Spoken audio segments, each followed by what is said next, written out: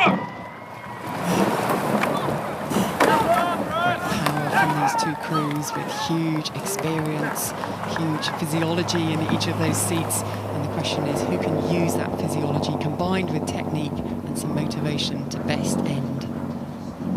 So both of these Coxless-4 steered from the bow seat, and they've both done a good job of getting away cleanly and safely. Once you get into the track, you've got some distance behind you to see where it's going, so let's hope they stay apart. Richard Phelps, the umpire, will be hoping for a good clean race. Every umpire just wants to keep the flag in the bag and let the crews race cleanly and have a good, fair race. And it looks to me like there's, well, a bit of an edge for the Dutch so far. Yes, the Dutch actually steered a little bit away from the island, as so often happens in Coxless crews, but they didn't go too far. They've corrected it, and they, at the moment, are managing to apply their power a little bit more effectively, a little bit more length, and they are already putting pressure on the Brookes crew. And look, 3 of this Dutch crew were at the 3rd World Cup racing at Sabaudia earlier this year in the Dutch men's Coxless-4, and only Wieboud Rustenberg, the 2-seat, was restricted from being there because he's studying in California. So this is a pretty coherent crew with some strong racing experience, and we're going to expect them to take a bit of advantage as a result of that. Absolutely, they're another crew hungry for international level racing, and they've come to Henley Royal Regatta to get that. These are athletes that we will see in the Dutch team, I've no doubt, in the next few years. Already, indeed, that Sabaudia World Cup, which of course most of the Olympic crews didn't go to, was really seen as an opportunity for development for those athletes who want to go to Paris, to be getting out there, that next generation that are, you know, really nipping at the heels of those who've been racing in Tokyo. Yeah, absolutely. That Olympic year does give the opportunity for the next generation to have a chance on the biggest stage of these World Cup regattas, and it's invaluable experience, isn't it? Because you can get phased by that sort of big stage moment. So for these athletes coming through, 23, 22 years of age, and a number of them, it's a great opportunity. So the barrier flag goes down, which tells us that we're through the first phase of the course, and it's a pretty strong race so far. The Dutch have a bit of an upper hand, that coherence and experience paying off for them, but Brookes, this is a crew that had not raced together. Athletes have all been part of the Brookes squad, but they've come together from different crews, so that's one of the things they're going to be having to work on, is the cohesion of the crew and the communication of the crews that go through the course. Absolutely. So athletes of the Brookes crews were part of crews that came 1st and 2nd at the Met and at Marlow Regatta, so they've been racing domestically, whilst the Dutch have been racing at World Cups internationally. So I think it's really impressive how the Brookes crew are basically holding them at the moment, starting to think, yeah, we're not out of this. The Dutch have got a little bit of an advantage. They managed to apply a bit more power at the start. I'm really impressed at the moment. The Brookes crew are digging in, and we all know how fiercely the crews have been prepared to compete at this regatta. Yeah, so in the Brookes crew there will be some calls going on, probably the 2-seat, the bow seat in the crew. That's Michael Glover at bow, Oscar Lindsay at 2, and in front of them Leonard Jenkins at 3 and Matthew Aldridge at stroke.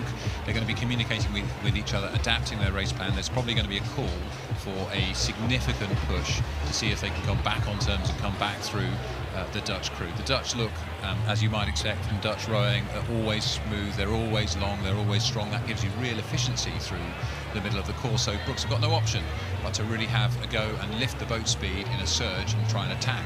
I think they're doing a great job in the Brookes crew. To me, they've really sort of got a little bit more solid now, letting that boat run out, got the length.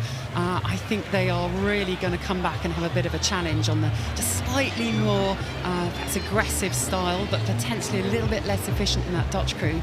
Big physiology we see, I think, from the kind of incredible development athletes, international athletes in that Dutch crew. We know how hard Brookes crews train, and I think when they have such a big squad here, everyone's saying, what's the Brookes race plan? Where do they put their pushes in? Well, they tend to go flat out down the course, but I think there's often a really strong push after falling, isn't there? Well, it's hard to judge from this angle, but you're absolutely right, Kathy. It looks to me like there's been a big push from Brookes, and that has served them well. We saw the red 2 going up on the station as we went past, which indicates that the Dutch are still a nose in front, and we can see that now as they pass our camera. But Brookes, that strong push, well, that will have lifted their spirits and lifted their confidence. They're staying on terms, they're holding on, and now they need to consolidate and get ready to attack again. They've asked the question of the Dutch, and the Dutch are not in a comfortable position here. They are a little bit up, but it is not comfortable. And the question is, what can they do? How can they respond? Can they get clear? Or in fact, will Brookes be thinking, we have got this, we've already clawed some of this back, we've just got another half length we've got to go? I think the Brookes crew are doing exactly as you say here now. They're attacking again, and the Dutch have to try to respond. And here, the Dutch have got an option. They can either hold, and then push, or actually, do they attack at the same time? And I think Brookes, this is a decisive move for them. Really, really strong rowing. Absolutely, they are really taking it to the Dutch here. Their heads are up, there's a little bit more life. It's just got a little bit heavy in that Dutch crew, whereas Oxford Brookes, they've lifted it. They got that sense of, we've made up this ground, we've actually got through them, and now we've just got our noses in front, and of course that psychologically feels good. But of course the Dutch, we know that the Dutch come back at you, and the question is, how can they do that in the Dutch crew? How can they find something now?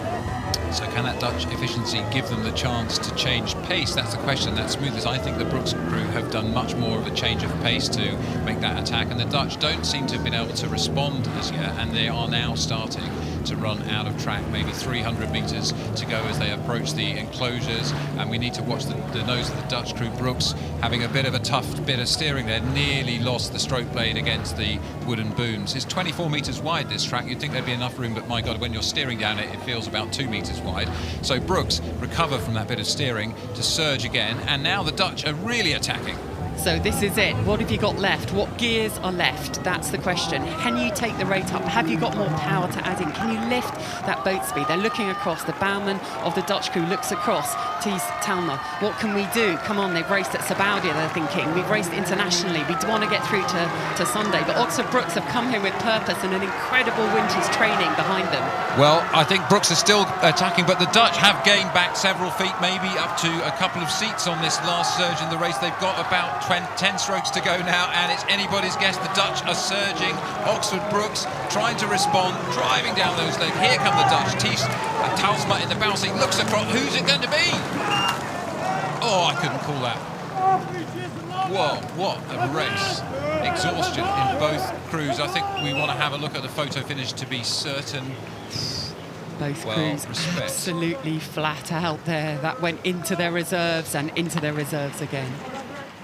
So Menno Benzema in the stroke seat, just acknowledging what a great race it was with his counterpart Matt Aldridge in the stroke seat of the Oxford Brookes crews.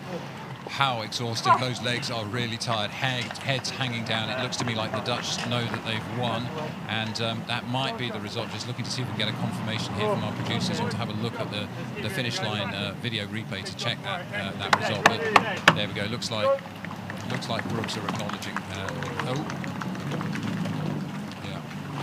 That's why you do all the winter training. That's why you train side by side.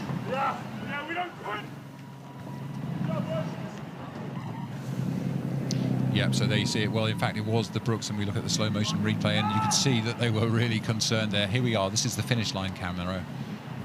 That was so tight. The Dutch bowman was looking behind. They could see it was close. They were desperate for the finish line. Less than a metre, and we see the Dutch bowman collapse as he crossed the line. That's the exhaustion. Brookes' heads were down as well until they had the confirmation that they'd won. What a race.